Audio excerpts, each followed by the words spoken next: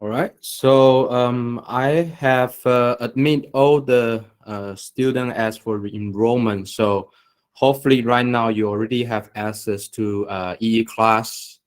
And if you have any enrollment problem, please let me know as soon as possible. Okay. And also because when you join the meeting, I have to admit your request. So please join the online meeting on time so we don't get those pop-up message interrupt during the lecture. Okay.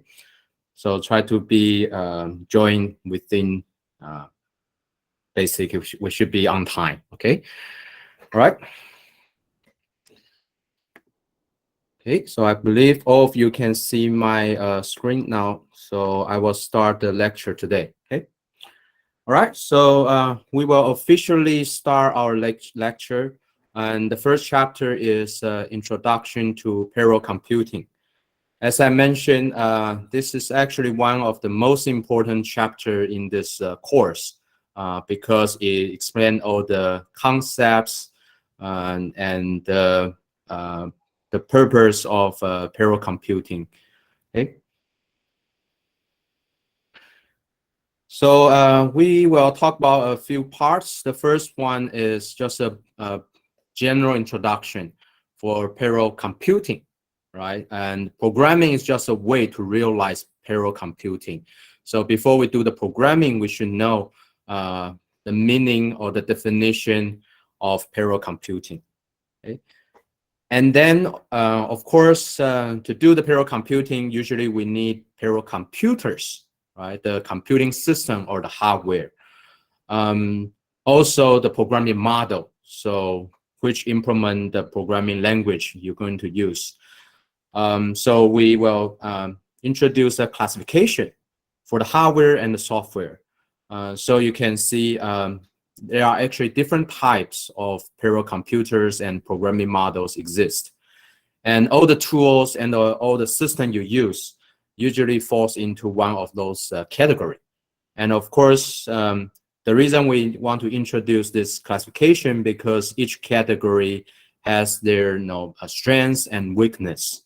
When you want to do parallel computing, you usually need to know what kind of parallel computer you are running on and what kind of what's the programming model for your programming language, so you can more easily to write your code correctly and efficiently. And the third part is we'll introduce a couple of technology for parallel computing, especially for supercomputer, because supercomputer is the one that represent high performance computing, parallel computing.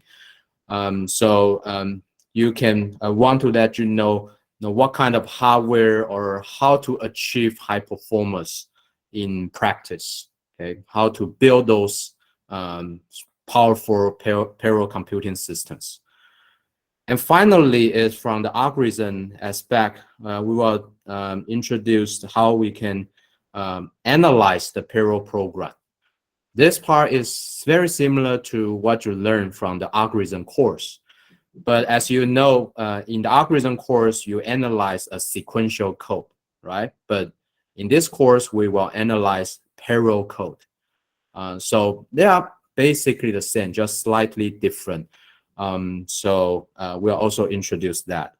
And more importantly, I think we'll talk about some of the performance metrics, how people usually evaluate or measure the performance of or analyze the performance of a parallel program.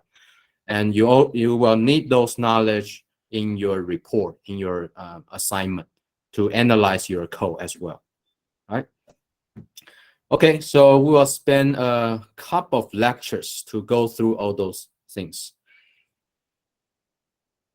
So first of all, what's parallel computing, right? I think everybody have some idea about it. And more specifically, or probably more formally, it means we try to solve a single problem using multiple processors or cores. So the key word is single problem, right? Because many times you probably using a system that consists of many machines, but it's not called parallel computing. Parallel computing usually need to use those machines to solve a single problem. So like most of the homework in this course, you will try to implement a single algorithm, right, running on multiple machines. So it's a typical parallel computing because you use all those machines to just solve a single problem or implement a single algorithm. So this is, of course, one of the differences from, say, distributed computing, because distributed computing, maybe they will try to solve multiple problem instance or even for different purposes. Okay, so they are more diverse. But parallel computing usually is solving a very specific problem, a single problem instance. Okay, and technically speaking, so that means traditionally, when we solve a problem, right, we write the code, and that code only run on a single core. So the instructions, right, or the statement, the program need to be executed sequentially. So that's why we call the serial computation or serial code, as we all know. So this kind of code, when you try to design or when you try to implement it, it's relatively easier than parallel programming because the thinking is just one line, right? So you know the instruction will execute one by one in a specific order. However, in parallel computing, as we know, we need to run the same amount of instruction or solving the same problem, a single code, on multiple processors or cores. So if you think it simpler, then that means you just distribute your instructions to different processors. Okay, but however, as we all know, they need to communicate, right? They need to coordinate. So there are other overhead or even more instruction need to be added to ensure the logic of your program. And the most challenging thing is the execution order between different processor is not guaranteed, right? Because every processor execute their instructions independently. So you will have those out of order execution problem between processor. So that's why parallel computing needs synchronization and become more difficult. So basically that's the definition for parallel computing, as we all know. But as I mentioned, it's different from distributed computing. They are very closely together because they all both use multiple machines to do something, right? But still they have different implication, different meaning, or different purpose when we do those computation. Okay?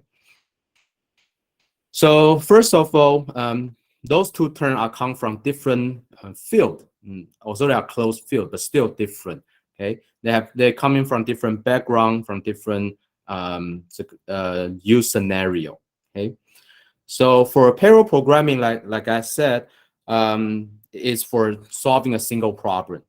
So the reason they want to use multiple machines, usually because the problem is too big, or he want to use multiple machines or parallel computing to reduce the computation time. So basically, scalability and performance are the only two things they care about, or their main objectives is those two things. Okay, so a good example is scientific computing, right? That's why in the syllabus we mentioned parallel computing is mostly coming from national lab because they need to solve those scientific problems, run those scientific computing applications. And performance and scalability are the most challenging thing for them. So they want to use those powerful machines using multi-parallel computing power. Okay? On the other hand, in contrast, the distributed computing, they have a completely different purpose.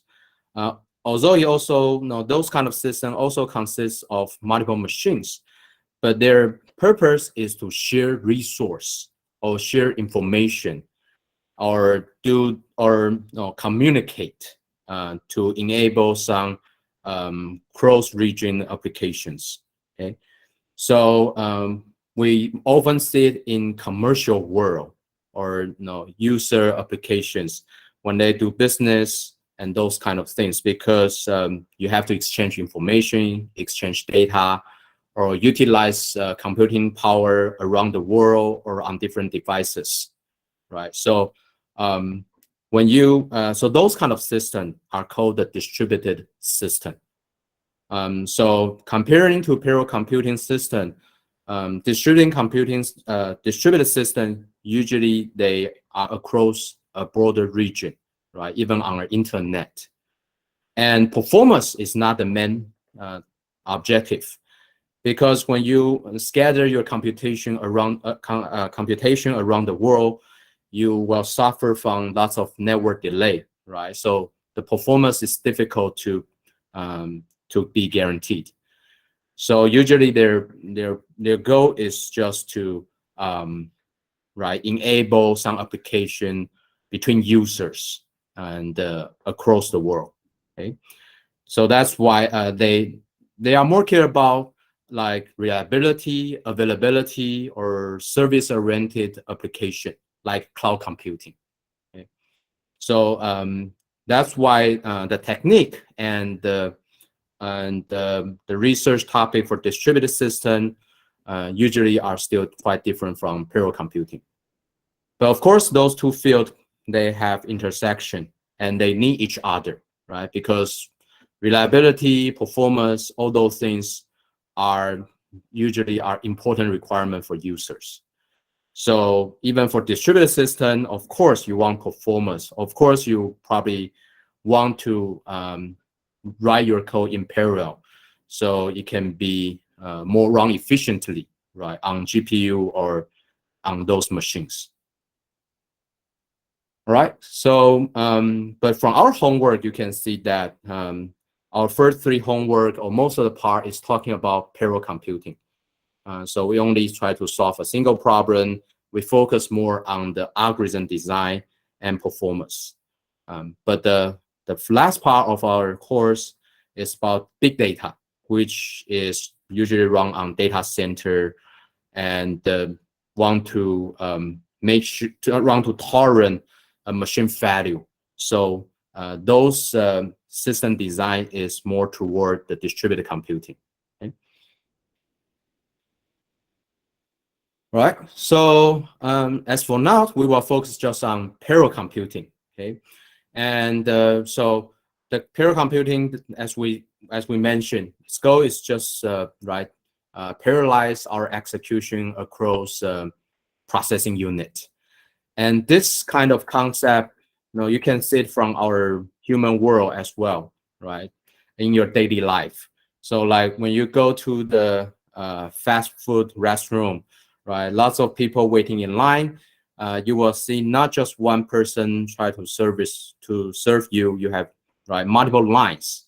So that's parallel computing, right? We have multiple lines, so we can reduce the wait time for everyone. And you probably didn't experience this before, but in the past, our highway system have those toll station. You have to pay your fee at those toll station, and it's by human, so it will slow down. So if you look at the road, when you get toward the toll station, you have more lines, right? Usually you maybe have just 4 or 5 lines, but when you get to the toll station, you have additional 2 or 3 lines. So why they do this? This is a parallel computing, right? See, increase more lines, so increase parallelism. So he can make the throughput become larger. And the reason it needs to become larger because human is slow, right? So he tried to have more throughput, to increase the throughput, to make sure the speed can remain. Okay.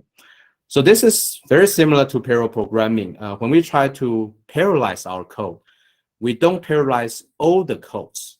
Okay, we usually need to find the performance bottleneck first, and then parallelize that part only, because parallelism always come with some overhead and costs, and usually the performance is hindered by those bottleneck. So if those bottleneck cannot be improved, then the other part doesn't really help. Okay, so that's why in your homework, we also ask you to analyze the performance to identify the performance bottleneck of your code. And usually your mission is to just parallelize that part and to get the speed up. Okay. And finally, for manufacture, because we have to manufacture many items, right? So as we all know, people just usually the production line is a pipeline. Right? And the reason we have pipeline because pipeline is a way that we can increase our throughput by just simply adding more people, right? Or adding more stations. So it's a very easy way to explore parallelism and to reduce our manufacture time. So the same technique, the same thinking are used in parallel computing as well. Okay, so basically you can see parallel computing, the concept is everywhere. And of course, we will try to use the same technique to optimize our program. And the reason we use computing power for our program usually have a couple of reasons. The first one definitely is to reduce the time, right? Obviously, because more computing power, usually you can shorten the time. And more importantly, shorten time usually means you can potentially have some other cost saving in terms of money or other overhead. Okay. So, for example, if you have only one machine, need 4 hours, and of course, if you have 4 machines to do the same thing, then you can reduce it to 1 hour, right? And so this usually one of the main reasons we want to run it in parallel. Okay. And especially right now, deep learning is one of the most popular topic. And as we mentioned, the model training is very time consuming. And the time is really important because those model, when we train it, usually we need to try different training parameter in order to get the best result. So if we have to wait very long, then the turnaround time is very long, then you probably cannot have enough time to try more tuning parameters, right? So you cannot get the best result. So if you reduce the time, that means you can try more tuning parameters and get better result as well. So of course, for deep learning, right now, as we all know, they use lots of parallel computing power like GPU to reduce the computation time, and so we can get the best result with limited time. And a parallel computing device like GPU is really powerful, as we all know. You can see some of the numbers here. The computing power is 60 times more than a CPU server. And most importantly, is the training time, right? You can reduce by 10 or even 100 times. Or in another way to say it is, if you want to train a model within a certain time limit, if you use CPU, you have to use lots of CPU servers. But with GPU, you probably only need one node. So you don't need to build a huge system for training. You only need a small system with a few cards on it. Okay? And the second reason is to solve larger problem, right? Like especially like the scientific computing, right? Those kind of problem usually you can be as large as you can or as you want, because those scientific application usually are simulator, and you can increase the resolution or the timestamp or the problem size to require more computing power and time. So if you have more powerful machine, then you can get better resolution, right? Or solve a bigger problem. So parallel computing is essential, and that's why for national lab they build those supercomputer for scientific computation. Okay? So in fact, that's why as we will introduce supercomputer, or like this is a source for parallel computing, is very, very important. Okay? All the nations, they try to build the fattest supercomputer in the world because not just to show off, but to drive the science research, the high technology in their country. So even for company like TSMC or many manufacturer company, they actually also need scientific computing during their manufacture. So the reason, as we all know, why we can reduce the chip size, actually all those high technology are driven by scientific computing. So supercomputer or high performance computing is very, very important because they are the driving force to enable people to do those advanced technology. Right, so you can see many examples, not just in the industry, in your daily life when you try to predict the weather. All those are based on scientific application. Right, so the last reason, or the next reason, is because of the hardware, the revolution of hardware, right? Because the death of CPU scaling, so the only way we can further improve the computing power of our device is through parallel computing architecture, like adding more cores. So basically right now, all the CPU, all the computing device, they are already based on parallel computing architecture, right? So like the CPU have multiple core and GPU have even thousands of cores. So that means your program needs to be a parallel program. Otherwise, it cannot utilize all the computing power on your device. So parallel computing is essential for you to take advantage those the latest computer architecture. So the reason is, as I mentioned, right, the reason we have those parallel computer architecture because of the death of CPU scaling. We cannot rely on a single core to provide more computing power due to many, many issues like power supply or cooling, etc.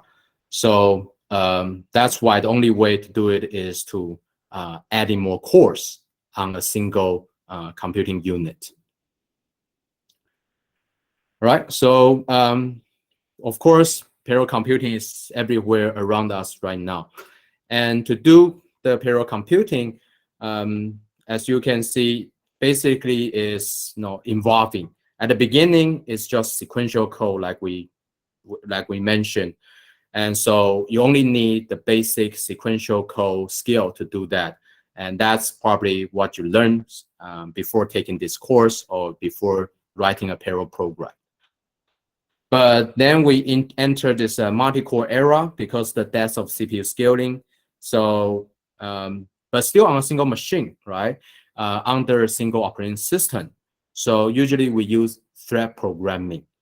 Even the operating system also include the thread programming API to their interface already. So right now, every operating system you can do thread programming because the machine you are using it is a multi-core machine. It's already a parallel computer. Okay? However, the resource on a single machine is still limited, right? So we advance to using multiple machines. So we have those larger scale parallel program or even distributed system.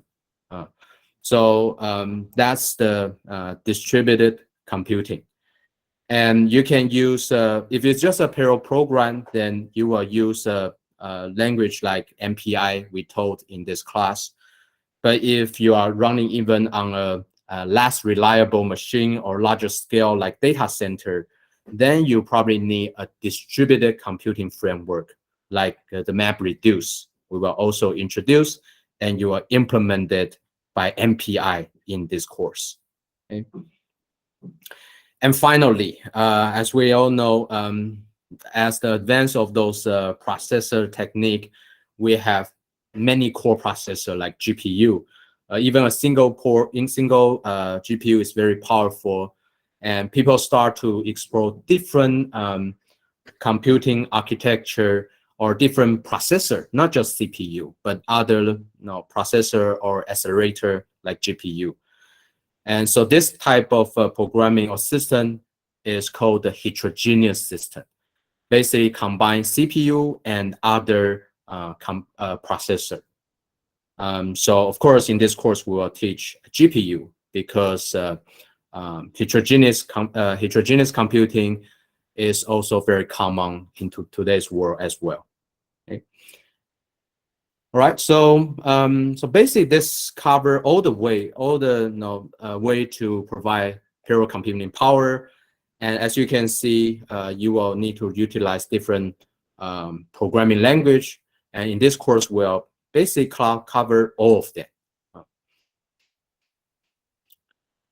All right, so this is just a short introduction for the parallel computing. And next, we will introduce the classification for those hardware and software for enabling parallel computing.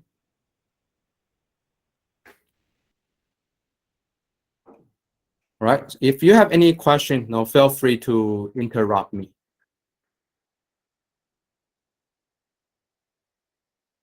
All right. So next, we will talk about the classification for the parallel computer. So computer, as indicated, is a hardware.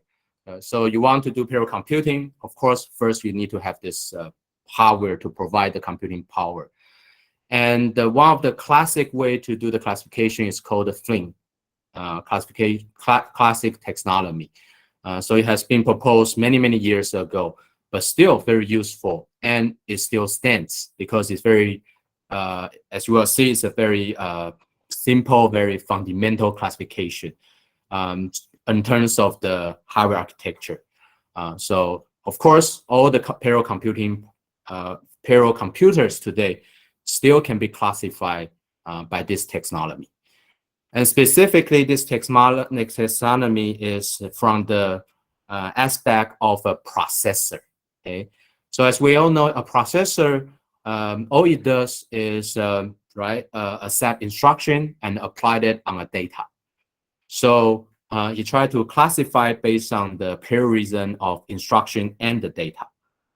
And so he proposed, basically, he proposed to classify a parallel computer in one of the 4 categories below. As you can see, it depends on the instruction and data are single or multiple. Basically, they are parallel or just sequential. Okay, and the combination, right, between instruction and data give you those 4 different categories. So for example, SISD or SIND in short stands for single instruction, single data. And MIMD means multiple instruction, multiple data. Okay? So let's just take a look at each of them. Okay. So the first one is SIND, right? And SIND, as you can see the figure below, it means this processor or this whole computer, right, can only accept one instruction at a time and apply it on a single data at a time. So obviously, it can only run sequential code, right, or run your code in sequentially, right? So it's well, it's one of the class, but strictly speaking, it's not a parallel computer. It's just a serial computer. Okay. All right. So if you want to parallelize it, right? One way to do it is we can parallelize the data. So that means your computer can accept only one instruction, but it can be applied to multiple data item at the same time. So as you can see the plot before an example, that means you have this parallel computer have many parallel processing unit, right? Each of them can apply the instruction on different data in the data pool. However, they can only accept a single instruction for all the processing unit. Okay. So in terms of the programming, right, that means something like showing below, right? You can only have a single code. So the instruction has to be the same. But as you can see, the same instruction can be applied on different item in a, for example, in an array, right? Apply on A1, A2 to AN for each of the processing unit. So they can still, right, do, for example, parallelize the computation on a single array. So you can still reduce the time. Okay, and so this type of processor is very commonly seen. For example, like GPU and the Victor processor, they all belongs to SIMD model, right? As you can see, and so in your program, you will also find that you are restricted to this hardware architecture. All right, so so this is one way you can parallelize the data, and of course, in the other way, you can parallelize the instruction, right? So that means this parallel computer will, each processing unit will accept different instruction. However, they have to apply that on the same data item. So it's less trivial, right? Because you probably hard to think about an application that parallelize their code according to this restriction. Because if you want to deal with a single data item, usually you don't want to apply different instruction on the same item, on the same data at the same time, right? So it didn't have many use cases. But doesn't mean we don't have those kind of machine, because in the early age, when people try to build those parallel computer, people actually build this kind of parallel computer. But of course, at the end, those computer systems die out because there are no real application or real usage for this kind of computer. The only one that could be used for is for fault tolerance. So actually, apply the same instruction on the same data, but apply it multiple times for fault tolerance, because in case one of the processing unit is, they fail, then we have the result from other processing unit. But of course you can see the cost is very high. And so we don't really see this kind of machine today. And lastly, of course, we can parallelize both data and instruction, right? That's MIMD. And that basically means every processing unit can do completely different things at the same time. So that's basically thread programming, as we all know, right? So every thread can execute complete different function code on complete different data set. So this is a very general purpose parallel computer systems. So you have all the flexibility. However, the downside is, as you can see, the hardware architecture or the hardware, right, the device will be more complex and expensive. So usually the scale of this kind of parallel computer system cannot be too large. That's why a CPU, right, like CPU, the number of cores of a CPU usually just within 100. It cannot be the scale like GPU, because there are different type of parallel computer architecture. And so that's why we have to sacrifice some of the flexibility for scalability or parallelism. All right. So those 4 type of parallel computer system are, as you can see, still exist today, and you can easily see the differences between single instruction, multiple data, and multiple instruction and multiple data. So they have their own strengths and their own limitation. Okay. All right.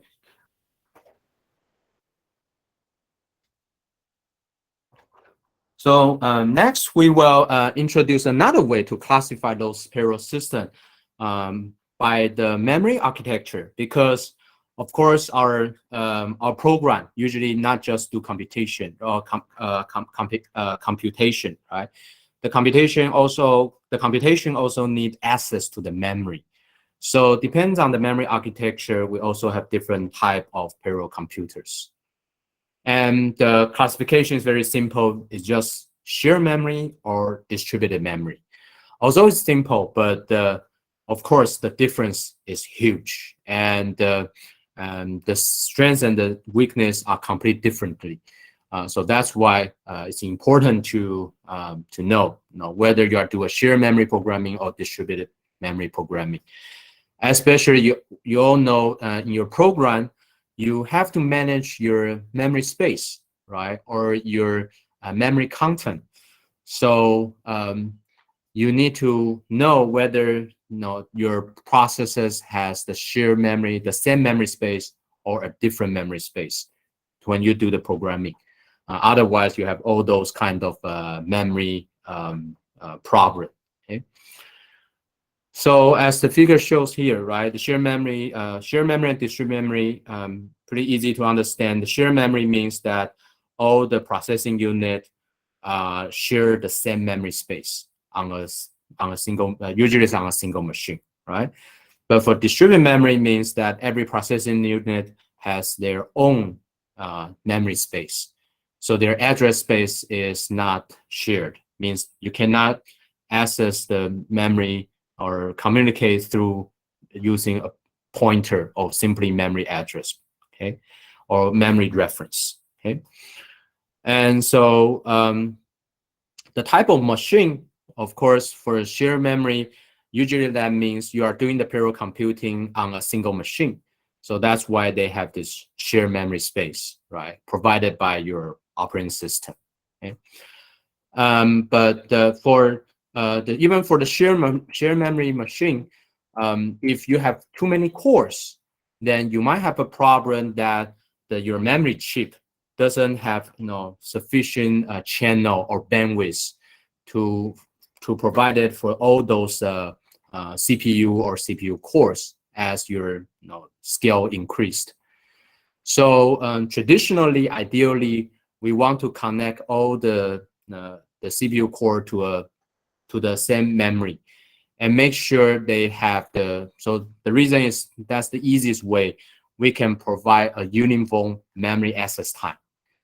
The reason we want a uniform memory access time is because if you have the time difference, then this performance issue need to be addressed by the programmer.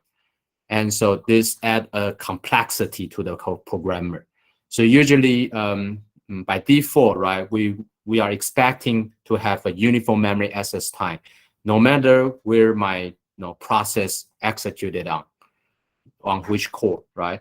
So this is what we call the uniform memory access architecture, memory architecture. Okay. But the limitation is that the scalability cannot be too large. So if you have even more CPU installed on a single machine, then usually you need to use those non-uniform memory access architecture. Usually we call NUMA. Okay, so that means your memory actually divided into provided by different memory controller or memory chip. So each memory controller only need to communicate it with its local CPU. So you can manage those memory in a hierarchical way. So you don't need to, so the scalability will be better, right? However, because every memory controller only manage its local memory chip, so if you need to access the memory content at the remote memory by a remote controller, then you have to communicate through the remote memory controller. So the time cannot be uniform. Okay, so you might not have the uniform memory access time on this kind of computer system at all. So it adds complexity to the programmer. However, it usually can provide better performance than the UMA, the Uniform Memory Access Machine, because if you access your local memory, it will be much faster. So when we optimize the code on this kind of NUMA architecture, the programmer, if you manage your memory allocation well, then you can actually get the better performance. Okay, so from the programmer point of view, that's why we also need to know the hardware architecture in order to optimize our performance. Okay. All right, so that's just a bit more detail about the shared memory architecture. But for this course, of course, we only our machine is a UMA machine, so you probably won't be able to experience the performance differences of a NUMA machine in our platform. Okay. And for distributed memory, basically, as we know, the reason we have this kind of memory architecture is because we want to scale our computer system across machines. And usually each machine is managed by its own operating system. So as a result, by default, in general, you don't have a shared memory across machine. So when you build a cluster, supercomputer, or data center, all those systems, of course, they belongs to distributed memory parallel computing system. Okay. But however, it doesn't mean we cannot provide a shared memory across machine at all. Actually, there are hardware and software solutions to do that. But of course, you have to rely on other library or specialized hardware. So it's more costly. Okay. And also, even you provide a shared memory abstraction to the programmer, you still suffer from those communication and network delay between machine. So usually people simply apply the distributed memory programming model on those parallel machine as well. Basically, you have to explicitly manage the memory on each individual machine. Yeah, so like I mentioned, the best way to distinguish between distributed memory and shared memory is according to your address space, right? Or the memory reference to your memory content. If your address space and your reference can be used across your processes or processor, that means you have a shared memory architecture. But if you can't, that means you are on a distributed memory machine, right? And that's why, because you're across memory space, so usually you need to rely on some other communication library and also the network connection links. Okay, but usually in this programming model, the advantage is you don't need to worry that some of the synchronization problem, because those memory content are managed explicitly by the programmer, but through memory copy those operations. So you will know exactly when your memory content get changed. On the other hand, for shared memory, the parallel programming is more complicated. Sometimes it's more complicated because you might not know when your memory content is modified by other threads or processes. So you have to resolve those synchronization or data consistency issue. Okay. All right. So you can see different memory architecture affects how you do the communication and how you manage the memory content. All right. So finally is the programming model. So far, as for now, we are only talking about the hardware aspect from the processor or the memory architecture point of view. But for the software, that means the programming model. Okay? And we'll just introduce two commonly seen and important programming model. Actually, they have the same name as before. We call the shared memory programming model and not distributed memory, but the message passing. But it's actually directly mapping to distributed memory hardware. Okay, we call the message passing programming model. Okay, so first thing you need to know is programming model is just an abstraction of the hardware, right? Provided by the programmer so they can more easily write their program while they know how to optimize the code on those hardware architecture. Okay, And so it's just an abstraction. So usually, of course, the hardware and software, they should match to each other, but it's not necessary. Like I mentioned, on a distributed shared memory computing system hardware, you can still do shared memory programming by some library support. But of course, it's more less intuitive and less people to do that. But doesn't mean you cannot do that. Okay. So of course, message passing, as mentioned, is for distributed memory, and shared memory programming model is for shared memory parallel computers. Okay. And if you, as I mentioned, for example, PGAS is one of the famous language that try to provide shared memory programming model on top of distributed memory machine. We will not introduce this in this course, but if you're interested, you can check it out yourself. And it's still it's very commonly seen. It represents a class of languages and library. Usually they all call the partition global address space. Basically try to provide a global address space across machines, right? And manage those partition through those library. Okay, so we'll just briefly introduce those two programming model. The shared memory basically just represents thread programming, right? So as you all know, for threads, they have some shared memory content through those global variable, right? So it's basically provide a shared memory programming model. So you can communicate through those shared memory space, okay, or global variable, okay. And so there are many ways to do thread programming, and in this course we will teach pthreads and OpenMP.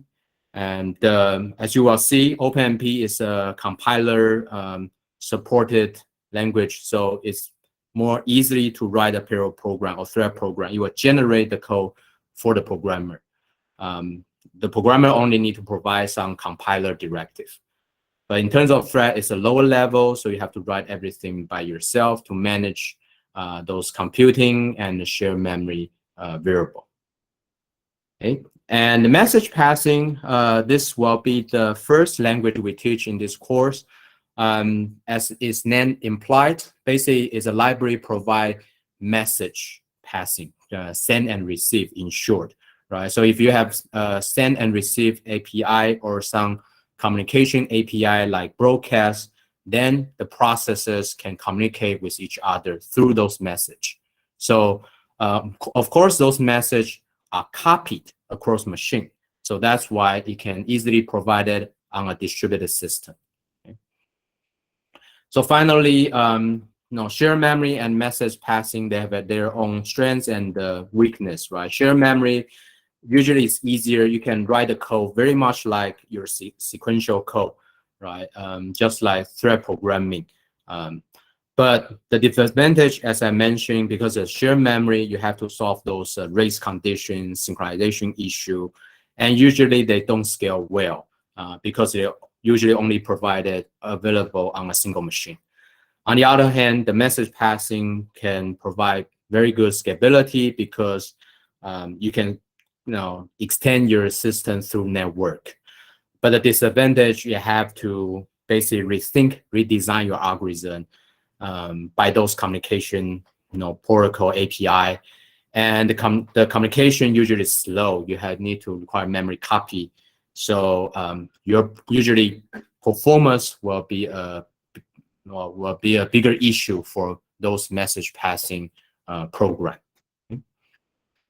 All right, so this concludes our first part of the chapter. So we introduced a couple of programming model, and all the language we teach, as you will see, they belongs to either one of those programming model. And when you do those program, you will definitely need to pay attention to your memory object, how it's managed and stored on your parallel computer systems. And as long as you have those basic concepts, even so, you will always have new parallel computer architecture, new many core or multi-core processor, or new programming model. They are essentially the same. Yeah. So so usually when we do the payroll program or design a payroll computer system, the first thing we have in mind is to identify what kind of architecture it is, what kind of programming model it is. Okay. All right, so that's will be it for today's lecture. If you have any question, feel free to ask now. If not, our class will end it here.